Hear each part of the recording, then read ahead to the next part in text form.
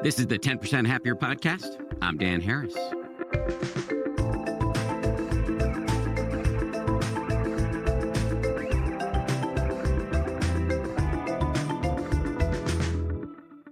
Hey, everybody. Today, we've got a fun little episode about anxiety and depression. And yes, I know that sounds pretty counterintuitive. And yet, it can be genuinely enjoyable to have a candid conversation about these common and often life-degrading conditions. Enjoyable not only because talking about this shit serves to normalize and aerate it, but also because, especially in this conversation you're about to hear, there are lots of really practical ways to handle anxiety and depression, evidence-based techniques grounded in both modern science and ancient Buddhism. And it is enjoyable to hear that you can work with this stuff. So what you're about to hear is a conversation between me and my friend, the great Dharma teacher Leslie Booker, which was recorded in front of a live audience at the New York Insight Meditation Center, a great place. Booker, and that's what she prefers to be called, Booker. Booker and I in this conversation get pretty candid. We talk about our own mental health struggles, and then we talk about how to deal with them. We also talk about how anxiety and perfectionism show up differently across gender and race, what it means to mask your suffering, and how the cultural conversation around mental health has changed, both for better and for worse.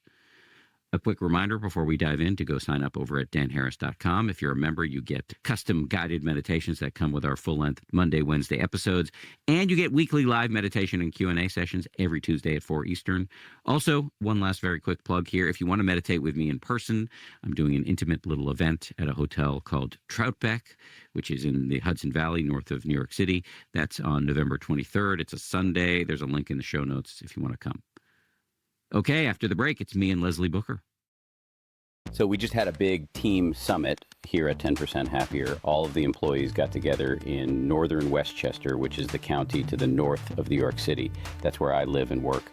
And so the team all got together in my neck of the woods, and we got some homes on Airbnb where everybody stayed together. I actually stayed at my house, but the team members all stayed together in these two homes.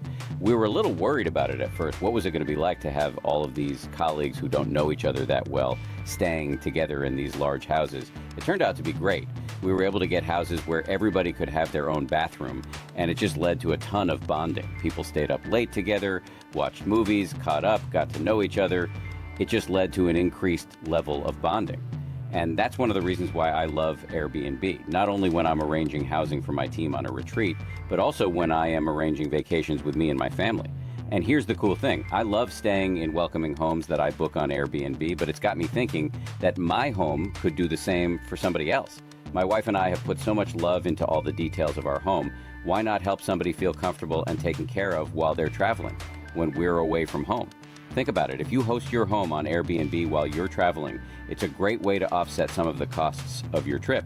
The extra income that you make can be put towards an upcoming trip, a splurge you've been eyeing, home improvements. And if you've got a lot of trips ahead of you, hosting is a pretty cool and unique way to make some money back. Whenever I travel, my place is just empty. So while I'm away, it really does make sense to host it on Airbnb. Your home might be worth more than you think. Find out how much at airbnb.com/host.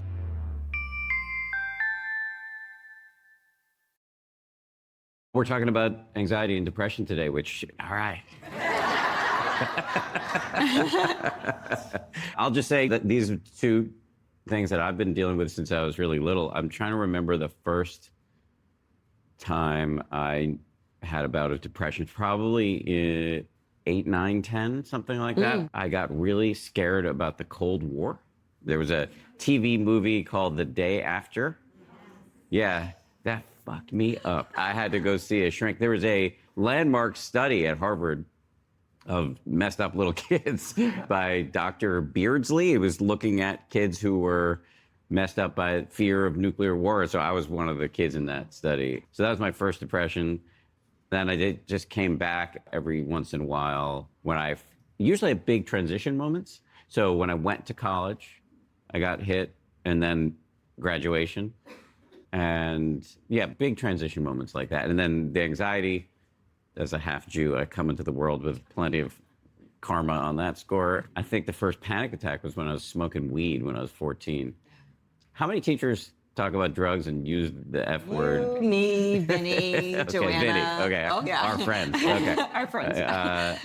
Yeah, so at first, like 14, I had my first panic attack, and then once the brain learns how to do that, it gets really good. So I'm awesome at it. What else to say? I think the good news is there are lots of ways to deal with it. I have not experienced a fix or a cure. I'm assuming, unless I hit full enlightenment in this lifetime, that I'm going to be dealing with this all the way to the lip of the grave. But, there are so many practices that I found helpful. Another great way to reduce fear and sadness is another thing we are doing today, but more implicitly than explicitly, although we did just do it explicitly, which is being in the same room with other people without our phones, which is an extraordinarily powerful thing to do. There's an enormous amount of science behind this, and yet very few of us actually do it. I will just say on a personal note, one thing that I've found helpful for me over the years has been medication. Key consonant change from meditation, although they do share the same linguistic root for a reason. And so when I had a panic attack on television in 2004, you should Google that. It's got 10 million, 20 million views or something. It's the most successful thing I've ever done online.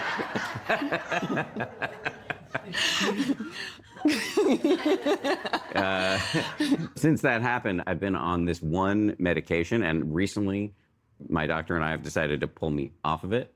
I'm just kind of like going like fully off of it starting yesterday, and I am so tired. If you see my torso cantilevered over my lap during the meditation, that is why. Okay, that's all I have to say. Thank you. How about you give us your anxiety and depression resume? Yeah. So when we were thinking about this course, I was like, Dan, what do you want to talk about? He's, let's talk about anxiety and depression. I was like, that's a great idea. I am more of like a depression, ADHD girl. Depression started, I feel like right around the time of the first period, just like a hormonal thing. And depression is just something that has always been a part of my life. There was so much shame around it, because I am very like outgoing and da-da-da. And so my depression was like my dirty little secret. I didn't really tell anybody about it. I just hid out. As we try to hide things, they actually get bigger. I would just hide for 3 days and stay in bed. And that's how I would deal with it and come back. Hey, I'm back, everyone. I'm the party girl. Lots of drugs and alcohol, which covered it up, but then actually made it worse. In the ADHD thing, I was diagnosed about 30 years ago, which was a very early diagnosis. I was in college and thought I was just a kooky artist type.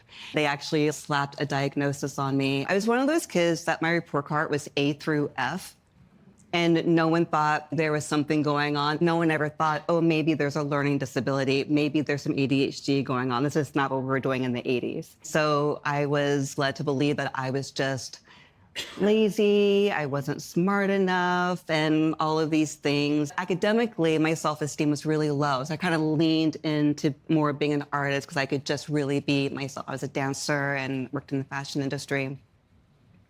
They tried, when I was in college, they put me on Ritalin. I learned very soon after that, when I was running low on cocaine, I could smash my Ritalin and snort it. I was like, I'm getting like prescribed cocaine. This is amazing. But then I was like, I don't want to do this, so I went off of it. This is the how-to section. Yeah. We used to smash Adderall and put it in beers and call it cervezas especiales. I never drank beer. If I drank beer, I would have been doing that too. I didn't do medication. I just had this sort of life for a long time. In 2020, I got a traumatic brain injury. I fell on my head and I had this traumatic brain injury. So I went to a concussion clinic, occupational therapy, medication, is a whole thing. And that's when I got on antidepressants because I got like the rage. You hear about athletes who end up murdering people because they've got like post-concussion syndrome. That's real. I got very rageful, so I had to go on antidepressants and months of occupational therapy to get me able to work again. Yeah. So it exacerbated the ADHD that was already there. The traumatic brain injury actually made it to the point where I now have to be medicated. I have to be on Adderall and antidepressants just to keep this party going. And I'm so grateful.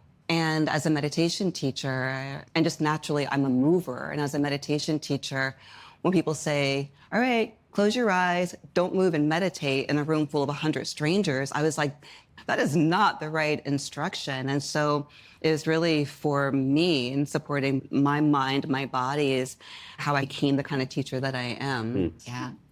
Did you grow up with parents who had anxiety?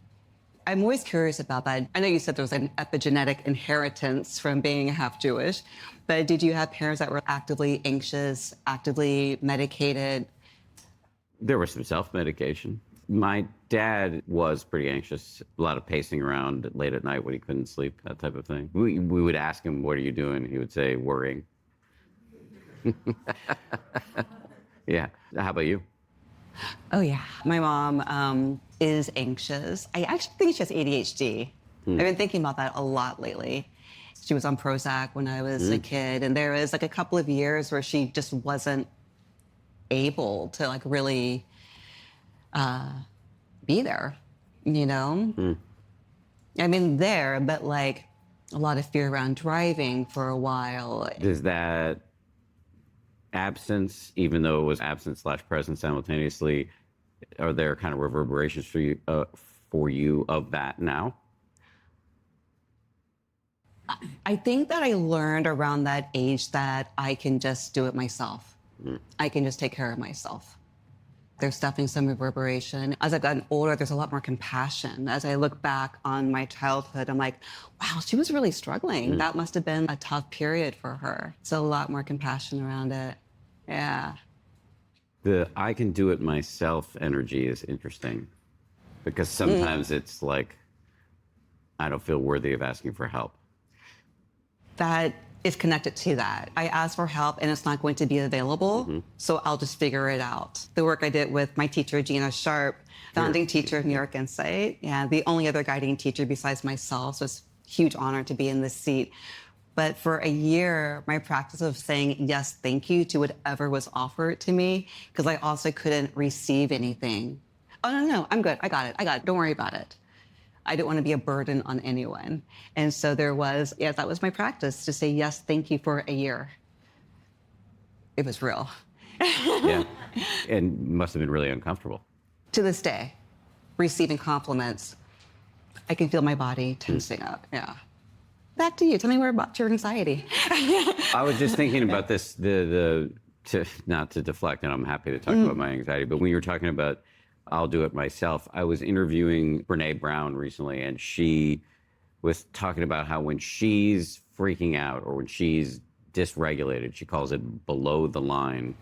One of the ways she knows something is glitching for her is when she hears herself say, forget it, I'll just do it myself. There's a lot of resonance in the room. Yeah. Yeah. I'm always reluctant to generalize in this way, but I feel like that might resonate more with the women in the room than the men. There's some.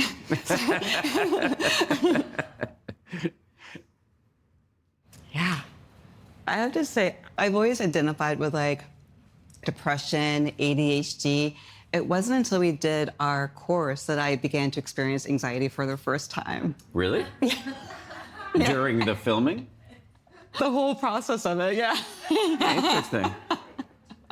What about it was anxiety? It was very alive for me in the moment when I was doing it. Yeah. What was anxiety provoking? You know what it was? I was 6 months post-traumatic brain injury. Oh, okay, yeah. Yeah, and so the way that I'm used to doing, I had to relearn everything. And then also working within a very tight structure of this is how we do it.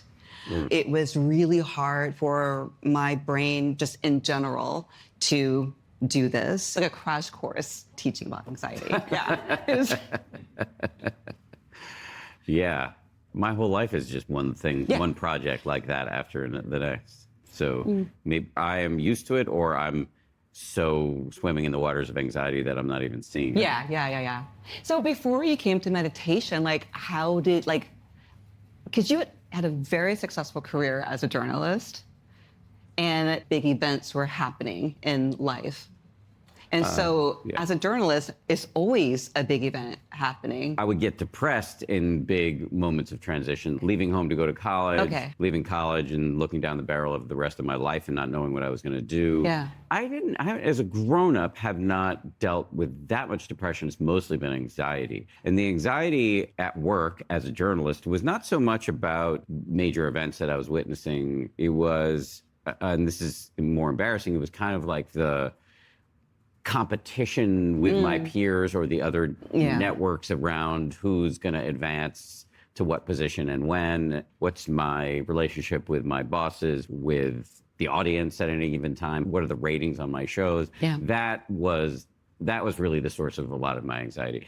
I wish I could say that it was that I had so much compassion for the state of the world, et cetera, et cetera. But I think especially in my early days, I was much more careerist. And was, I think, blocking out a lot of the stuff that I was witnessing and more thinking about it as a game. Not a game in that I didn't take it seriously, but I was thinking about it in terms of career advancement. I still have trouble watching TV because I know that's the way a lot of journalists are feeling about the stories they're covering. And over time, that really went away from me, which made covering the stories much harder. Because I was actually feeling it more. Oh, wow. Yes. So you're always in strategy mode. Yeah. How do I do this? Because I'm get working. Here? Yeah. You know, I arrive in Haiti after an earthquake, and I have to figure out how am I going to get on the air? What's the right story? How do I look? Because I have to be on TV. You know, like all these things that are not related to the suffering around you. You really do have to think about it. So it's a lot cognitively. That's a big cognitive load. How do you deal with it? Cocaine. Yeah. Nobody's ever high-fived me for that. Talk about permission structures. No, I was not using drugs in the field. I could be really, to use Brené's, and it's actually not hers. She learned it for somebody else whose name I'm forgetting, but Brené Brown has this thing about above the line, below the line. Below the line means, are you caught in fear, anxiety?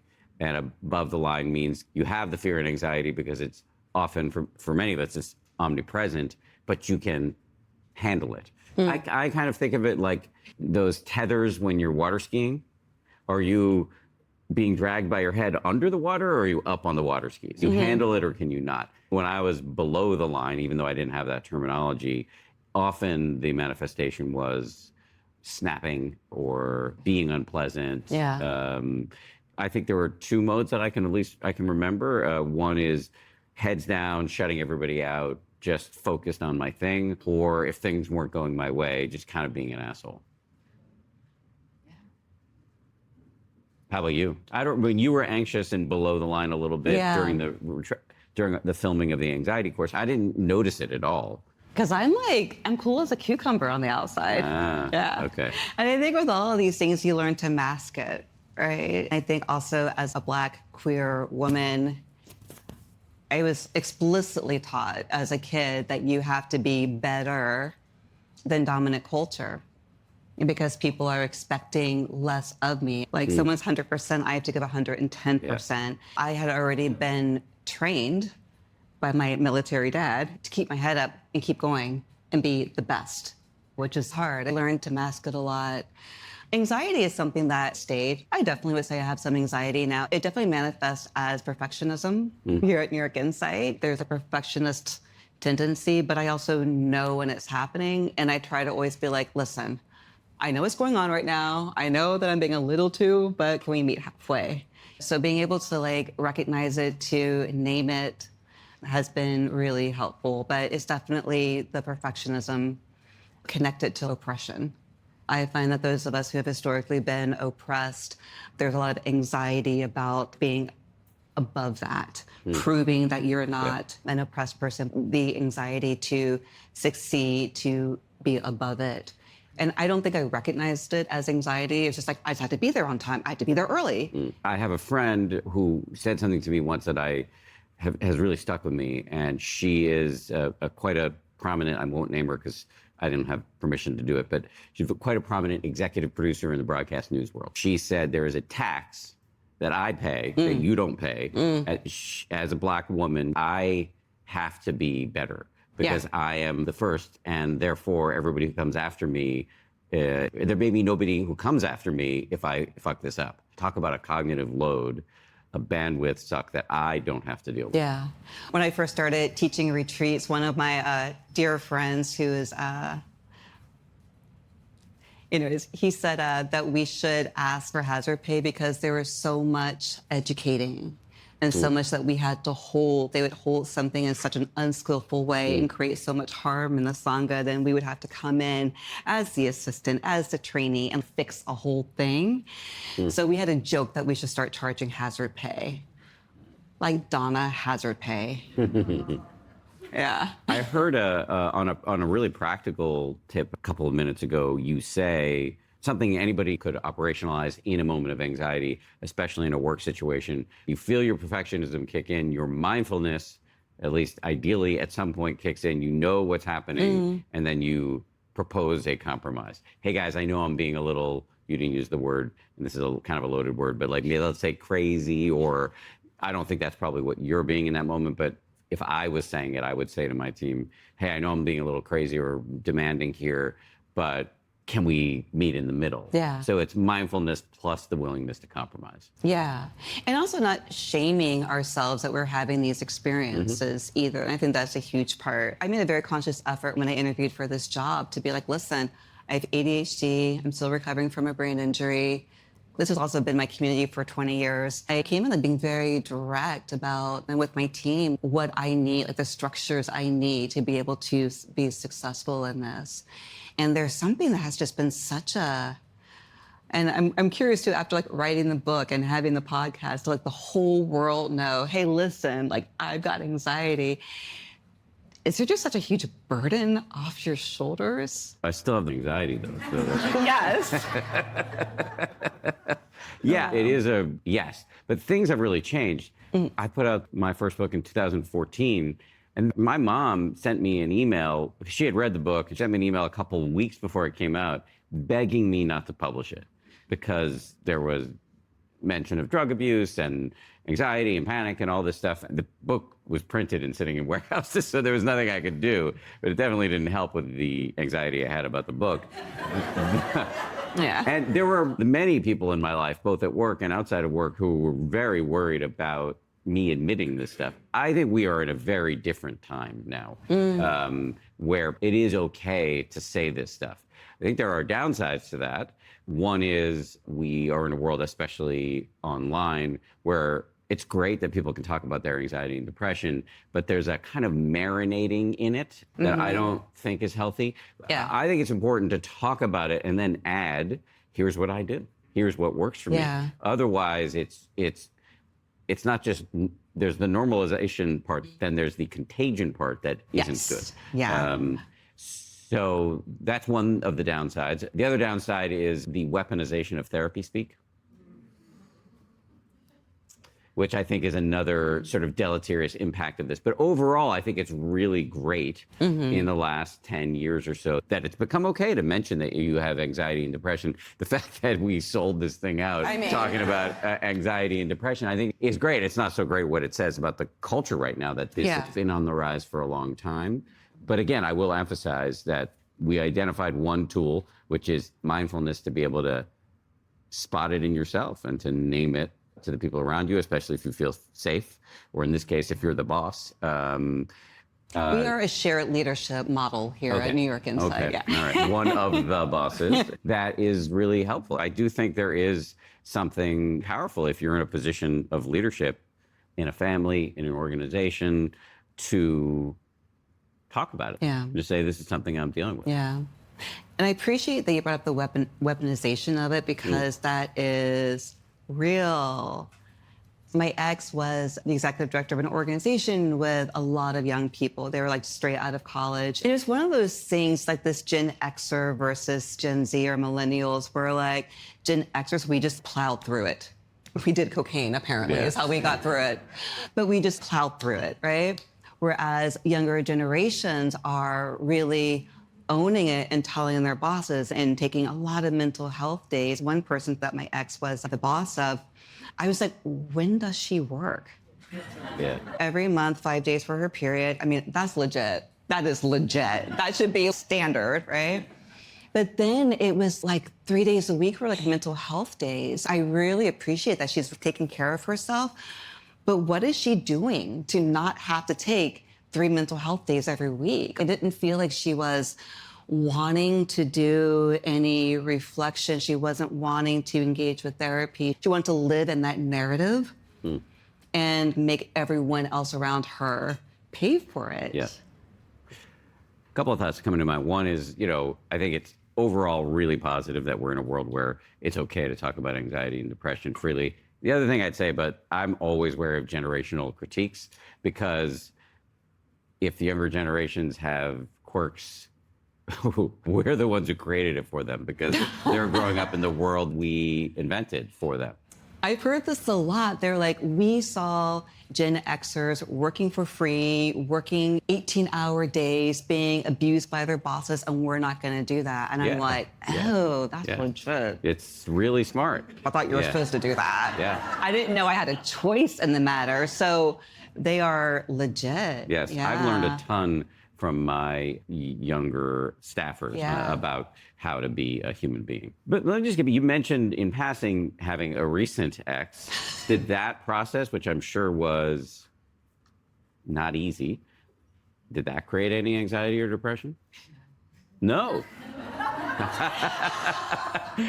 Is she watching? I mean, the relationship did. The decision to leave the relationship in the aftermath, I'm like, you learn if you allow yourself to let things be teachable moments. I was realizing that I was walking on eggshells in my home always. And when I needed things to be a certain way, it was like, oh, you're being silly or you're being too specific. I started to do that thing where I made my needs smaller. And there are just a lot, especially when you're sharing home with someone, there are so many things that I didn't like the way that they were organized. Placement of certain things, as they didn't make sense for me. And I couldn't really navigate that well. For example, with these really deep cabinets in our kitchen, whenever I needed anything, I'd have to take everything out to get to the one thing in the back. And then because I had ADHD, I would forget that I had taken everything out, and I would walk away from it for days, and then that would be a big fight. And so when she moved out, I was like, what is going to make my life easier? I went through a phase where I ADHD'd my home. Instead of these deep cabinets, I got pull-out shelves installed in my cabinets. So I pull the whole thing out and I get that thing in the back without removing everything else. I'm learning all of these things that would have really supported my self-preservation and mental health for years, but I chose not to. Why did you choose not to? Because it would just turn into a fight. I see. It was always like there was a judgment. For a lot of people whose brains are a little bit more neurotypical, they don't understand that little tiny things, these little quirks, like fabric that doesn't feel good on our skin can like ruin the day. If the grid doesn't look like the grid I think the way the grid should look, I have to redo the grid so that the grid looks the way that I can see it. Yeah. So it's just a lot of things like that. Like I like a very specific font. It helps me to see it more clearly. Every document I create, I change the font on it, so it's easy. Don't you think it's commonly the case, just to pick up on that, that people with ADHD get treated for anxiety because it's an emergent property of the ADHD? Yeah, if everything is the way that I need it to be, I am so chill. Yeah. I mean, really, like, and that's a hilarious statement, actually. Actually, that's hilarious. I think the Buddha had a few things to say about that. But also, like, I had this thing about coffee tables. When I walk into a room and there's a coffee table, I don't know where to go. In front of it, behind it. So when my ex moved out, I just got rid of my coffee table.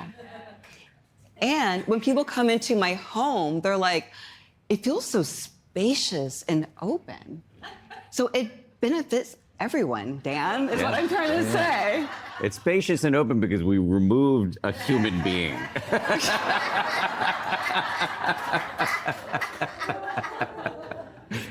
This was so rich. Thank you all so much. Thank you so much.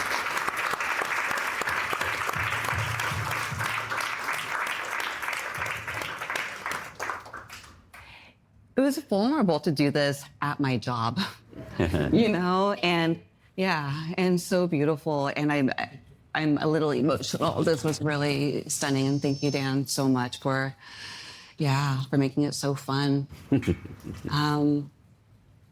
Lots of opportunities. Join our mailing list, follow us, come to New York Insight. There are so many things to do. Thank you for having us all here. It's great. Yeah. Really appreciate New York Insight Meditation Center is awesome. And thank you to all the volunteers as well. Yes. Thank you.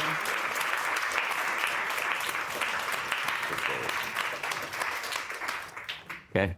And we do want to dedicate the merit of our thank practice you. because we are a Buddhist center. And so merit is something that is cultivated through the goodness of being with other people, sharing our heart, sharing our practice, sharing our wisdom. And the thing about merit is that it only grows when we share it out into the world. So dedicate the merit of our time today, our practice today, for all beings in the world who are suffering with anxiety, with depression, with a neurospicy brain, who don't have the love and support and generosity of a community around them, supporting them and lifting them up. May we take all that we've learned, all that we experienced, all that we have experienced and learning from today and take it out into the world to be in service to all of those folks. Thank you so much for your practice. Dan, do you want to ring us out? No, I'm fine. I'm good. Deuces. Stay in touch. Do not be a stranger. This is not the last time that we should see each other, all right? Thank you all Bye, so everybody. much. Thanks so much to Booker, aka Leslie Booker, and thank you to everybody at the New York Insight Meditation Center for making that event come together. If you're in the New York area or if you visit New York, you should check out the New York Insight Meditation Center. They do great stuff. Don't forget to sign up over at danharris.com. We do weekly live meditation and Q&A sessions. The next one is coming up on Tuesday, November 25th. And on November 23rd, so a couple days before our next live session, I'm going to do an in-person session at Troutbeck, which is a wonderful little hotel in the Hudson Valley. You can sign up at the link in the show notes. Finally, thank you so much to everybody who worked so hard on this show. Our producers are Tara Anderson and Eleanor Vasily. Our recording and engineering is handled by the great folks over at Pod People. Lauren Smith is our managing producer. Marissa Schneiderman is our senior producer. DJ Kashmir is our executive producer. And Nick Thorburn of the band Islands wrote our theme.